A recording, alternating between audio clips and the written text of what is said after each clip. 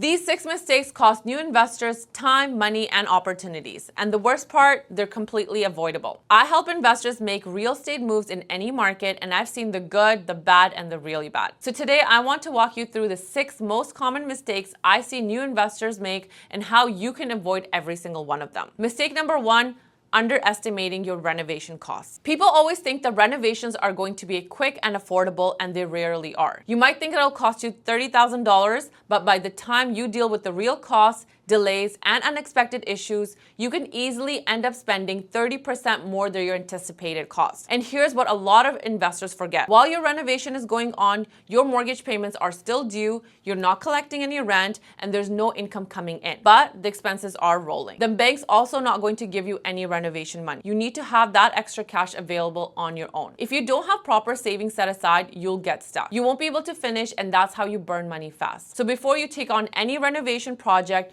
don't just look at the construction costs. Factor in your carrying costs like your mortgage, your taxes, utilities, insurance, and make sure that your numbers still make sense with all of that included. And if they don't, it's not the right deal. Mistake number 2, buying in the wrong structure. This one's a killer because it's not always obvious right away, but it shows up later and costs people thousands. If you buy an investment property in your personal name when you should have used a holding company, you're setting yourself up for failure. And moving it later is not a simple fix. It will trigger taxes and legal fees that could have been avoided. So if you plan on being in real estate long term, even if this is just your first or second property, talk to a specialist like us before you buy. Set up a proper structure from day one, because buying under your personal name might seem easier at the start, but it will cost you way more when it's time to sell or when you're scaling your portfolio. I actually have a full video on buying in your personal name versus a holding company, and I highly recommend watching that to really understand the difference with real life examples and why it matters. Mistake number 3, taking advice from the wrong people. Look,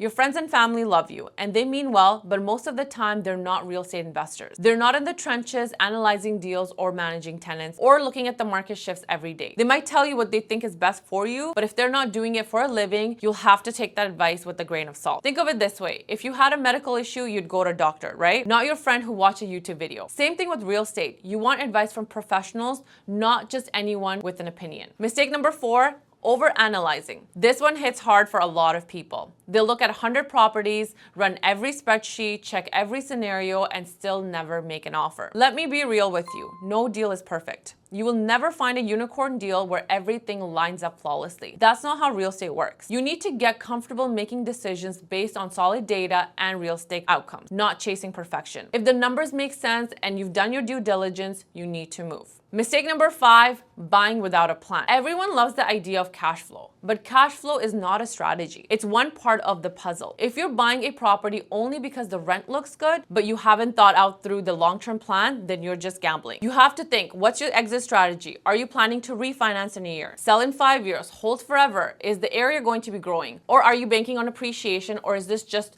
a pure income play? Every property you buy should have a job. Is it building equity, creating cash flow, giving you leverage for your next deal? Buying without a plan is like getting into a car and driving with no destination. You might get lucky, but the chances are you'll just waste your time and money.